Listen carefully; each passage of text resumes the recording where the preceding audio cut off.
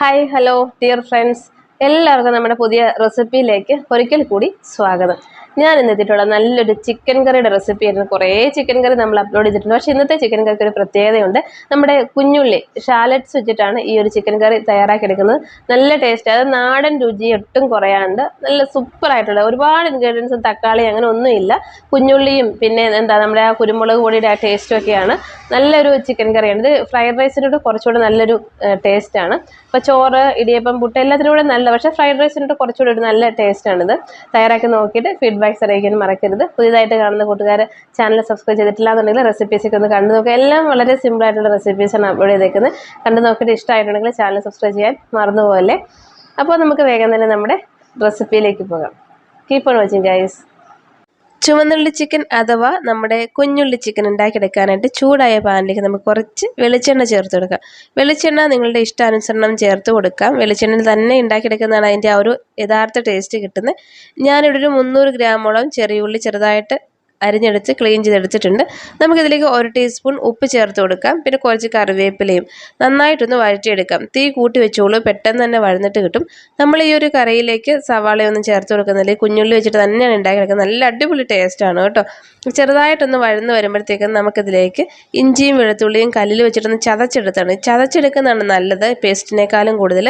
അത് നന്നായിട്ടൊന്ന് വഴറ്റിയെടുത്തതിന് ശേഷം നമുക്കിതിലേക്ക് വറ്റൽമുളക്, അതായത് ഉണക്കമുളക് ഒന്ന് പൊടിച്ചെടുത്താണ്. പൊടിച്ചല്ല, ഒന്ന് ക്രഷ് ചെയ്തെടുത്ത് ചെറിയ ചെറിയ തരികൾ വേണം. അപ്പോൾ ഈ ഒരു റെസിപ്പിയുടെ ടേസ്റ്റ് ഈ ഒരു ഉണക്കമുളകിൻ്റെയും കുഞ്ഞുള്ളിയുടെയും ഒക്കെ ടേസ്റ്റാണ്. നല്ല അടിപൊളിയാണ്. കുറച്ചുകൂടെ ഉണക്കമുളകിൻ്റെ ആ പൊടി ചേർത്ത് കൊടുക്കുന്നത്. മൊത്തത്തിൽ ഇപ്പോൾ 4 ടീസ്പൂൺ ഉണക്കമുളക് പൊടിച്ചത് ചേർത്ത് കൊടുക്കുന്നുണ്ട്. ഒരു 1/2 ടീസ്പൂൺ മഞ്ഞൾപ്പൊടിയും ഒരു ടീസ്പൂൺ അല്ലെങ്കിൽ 1/4 ടീസ്പൂൺ മുളക് പൊടി ചേർത്ത് ഒരു കളറ് കിട്ടാൻ വേണ്ടി മാത്രമാണ്. മുളക് പൊടി ചേർക്കണമെന്നൊരു നിർബന്ധവും ഇല്ല. പക്ഷേ റെസിപ്പിയിലേക്ക് നമ്മൾ ഫോട്ടോ എടുക്കുമ്പോൾ ഇത്തിരി കളറ് വേണ്ടേ, അതിന് വേണ്ടി ചേർത്ത് കൊടുത്തതാണ് കേട്ടോ. നന്നായിട്ടൊന്ന് ഇളക്കിയെടുത്താൽ പൊടികളുടെ പച്ച ടേസ്റ്റ് മാറ്റിയെടുക്കാം. 2 ടീസ്പൂൺ ഗരം മസാല, 1 ടീസ്പൂൺ മല്ലിപ്പൊടിയും വളരെ കുറച്ച് മാത്രമേ ചേർക്കുന്നുള്ളൂ. ഇതിൻ്റെയും ആ ഒരു പച്ച ടേസ്റ്റ് ഒന്ന് മാറ്റി വരണം. പക്ഷേ പൊടികൾ ചേർത്ത് കൊടുക്കുമ്പോൾ തീ നന്നായി കുറച്ച് വെച്ചോളൂ.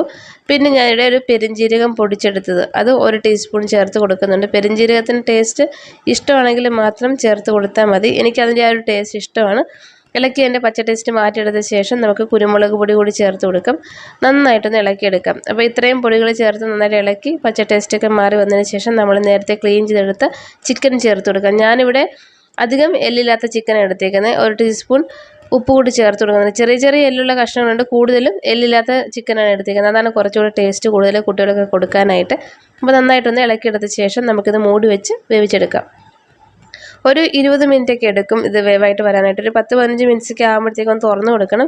വെള്ളം നന്നായിട്ട് ഇറങ്ങി വരും. എന്നിട്ടൊന്ന് ഇളക്കിയെടുത്ത ശേഷം വീണ്ടും ഒന്ന് മൂടി വെച്ച് കൊടുത്താൽ മതി. ഇപ്പോൾ കണ്ട ചിക്കനിലെ വെള്ളമൊക്കെ നന്നായിട്ട് ഇറങ്ങി വന്നിട്ടുണ്ട്. നമ്മൾ ഈ റെസിപ്പിയിലേക്ക് സെപ്പറേറ്റ് വെള്ളമൊന്നും ചേർത്ത് കൊടുക്കേണ്ട. ചിക്കനിലെ വെള്ളമൊക്കെ നന്നായിട്ട് ഇറങ്ങി വന്ന് അത് ആ ഒരു സ്റ്റീമിലിരുന്ന് വേവായിക്കൊള്ളും. അതാണ് അതിന് ടേസ്റ്റ്. തീ കുറച്ച് വെച്ചതിന് ശേഷം വീണ്ടും നമുക്ക് മൂടി വെച്ച് വേവിച്ചെടുക്കാം. മൊത്തം ഒരു 20-25 മിനിറ്റ്സ് എടുക്കും വേവായിട്ട് വരാനായിട്ട്.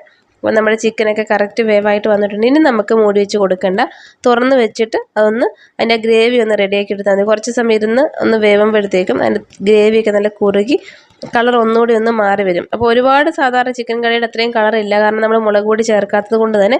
ഞാൻ 1 ടീസ്പൂൺ നെയ്യ് കൂടി ചേർത്ത് കൊടുക്കണം. നെയ്യ് ഓപ്ഷണലാണ്, പക്ഷെ ചേർത്ത് കൊടുക്കുമ്പോൾ നല്ല ടേസ്റ്റാണ്. അപ്പോൾ കണ്ട എണ്ണയൊക്കെ ഒന്ന് തെളിഞ്ഞ് വന്നിട്ടുണ്ട്. അപ്പോൾ ഇതാണ് നമ്മുടെ കുഞ്ഞുള്ളി ചിക്കൻ. നല്ല ടേസ്റ്റാണ്, പറഞ്ഞാൽ അതിൻ്റെ ആ ഒരു ടേസ്റ്റ് മനസ്സിലാവില്ല.